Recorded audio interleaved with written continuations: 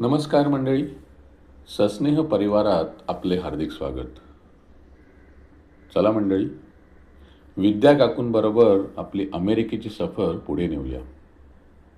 अमेरिकेच्या राजधानीत भक्तिपूर्ण वातावरणात ऐकूया, गणगण गणात बोते ते स्टॅच्यू ऑफ लिबर्टी.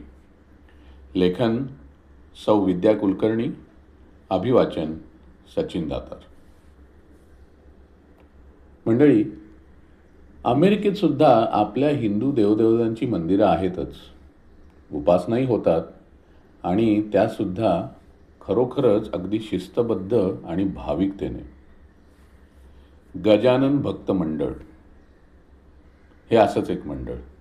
या मंडळातर्फे श्री गजानन महाराजांची उपासना चालते. अर्थात आमची प्राचीसुद्धा या मंडळात सक्रिय आहेच. ठाण्यातल्या सौ विद्याताई उनवणे पडवळ यांचं मुखोद्गत गजानन विजय ग्रंथाचं पारायण होतं त्या दिवशी सकाळी 8:30 वाजल्यापासूनच. तत्पूर्वी सुंदर सजावट करून महाराजांच्या पादुकांचं पूजन करून त्या आसनस्थ होत्या. बरोबरचे सेवेकरी 7:30 पासूनच हजर. 8 वाजता नाश्ता, गरम चहा आणि मग सर्वांना बसण्यासाठी खुर्च्यांची आसनं आणि ज्यांना मांडी घालून बसता येत नाही त्यांना खुर्च्यांची आसनं, म्हणजे बसायला आणि पाठ टेकून बसता येईल असं. अहो, आम्ही प्रथमच पाहिली होई अशी आसनं. बरोबर 8:30 वाजता पारायणाला सुरुवात झाली. 11 वाजता 10 मिनिटांचा छोटासा ब्रेक चहासाठी. तो बाहेर पाऊस सुरू झाला होता. बारीक बारीक पण चांगला पाऊस पडला. आम्ही सगळे इकडे ऐकण्यात गुंतलो होतो, पण सेवेकऱ्यांनी मात्र आमच्या चपला, बूट हे काहीही पावसात भिजू नये म्हणून कुठलाही आवाज न करता सुरक्षित ठिकाणी नेऊन ठेवले होते. मग दुपारी जेवायला तिखट मिठाच्या दशम्या, दही, खिचडी हे सगळं. 1:30 ते 2 मध्ये जेवण झालं. मग त्यानंतर पुन्हा पारायण सुरू. 4:30 वाजता चहा, बिस्किट आणि मग पारायण संपल्यानंतर शेवटी पुन्हा एकदा नाश्ता, चहा.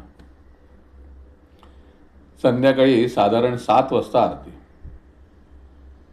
बरं, सक्ती कुठलीच कोणालाच नव्हती, पण प्रसादाचं सुद्धा अगदी दोघं मिळून वाटून घेतात.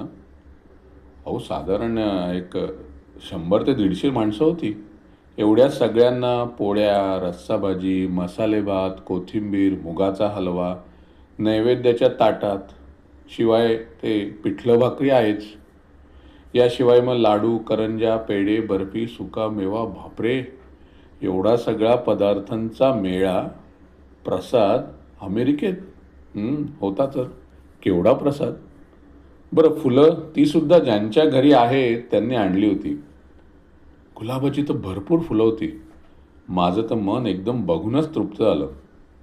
आणि विशेष म्हणजे जे काही पदार्थ आणले होते ना प्रसादासाठी, सगळे घरी केलेले होते.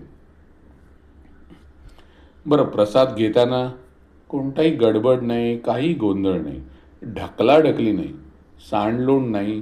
बरं, प्रसाद चुकून सांडलाच तर उचलून घेत होते. उपासना झाल्यावर आवरावर ती सुद्धा अगदी शांतपणे सगळ्यांनी मिळून केली होती.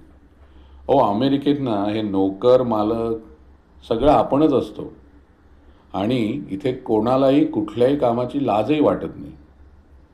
उचलाउचली, केर, पुसापुसी, कचरा टाकणं प्रत्येक जण करत होता. वयाने आणि मानाने मोठी असणारी माणसंसुद्धा. असं म्हणालं नाही कोणी की मला सांगितलं तरच करीना, किंवा हे का मी का करू. खरोखरच अतिशय शिस्तप्रिय आणि सुंदर कार्यक्रमाचा अनुभव मिळाला. बरं, आज शनिवार महाराजांच्या उपासनेत गेल्यानंतर दुसऱ्या दिवशीचा प्लॅन होता स्टॅच्यू ऑफ लिबर्टीचा. स्टॅच्यू ऑफ लिबर्टी म्हणजे अमेरिकेतलं दुसरं प्रसिद्ध ठिकाण. त्यासाठी न्यूयॉर्कला जायला लागतं. आमच्या इथून जवळजवळ एक 1.5 तासाचा कारने प्रवास करून तिथे पोहोचलो. हडसन नदीच्या काठावर मधोमध हा पुतळा आहे. रविवार असल्याने याचंही प्रथम बुकिंग करावं लागतं. न्यू जर्सी, न्यूयॉर्क दोन्ही ठिकाणून जाता येतं. विमानात बसताना जसं ते सर्वकडे चेकिंग करतात ना, अगदी तसंच इथे सुद्धा सर्व चेकिंग हो. अहो काय सांगू तुम्हाला, अहो माझ्या केसांची क्लिपसुद्धा काढायला लावली त्यांनी. चेकिंग झाल्यानंतर एका बोटीतून त्या पुतळ्यापाशी जाता येतं. काठावर निघताना 4:30ची शेवटची बोट निघते. साधारण एक 300-325 माणसं बसू शकतील एवढी मोठी 2 मजली बोट. तिच्यात सर्व सुविधा पुन्हा. एक 15-20 मिनिटांनंतर आपण इच्छित स्थळी पोहोचतो. तांब्याच्या धातूचा भव्य दिव्य असा हा पुतळा आहे हा. एक वेगळाच फील येतो बघताना. अर्थात हा पुतळा सुद्धा आता प्रदूषणामुळे जरा हिरवासा झालेला आहे. पण एक मात्र खरं की तो पुतळा बघितला की डोळ्याचं पारणं फिटतं.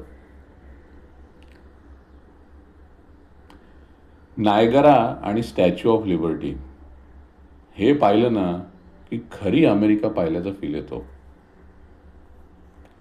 बरं, अजून एक छोटीशी माहिती आहे. आम्ही एवढं सगळं फिरलो पण ना भारतासारखा चहा तो मात्र काही कुठे मिळाला नाही. कॉफी अगदी मस्त आणि सगळीकडे छान मिळायची हां. पण आपला आहे ना, वेळेला चहाच लागतो आणि चहाला वेळ नसते. म्हणून आपलं सांगितलं.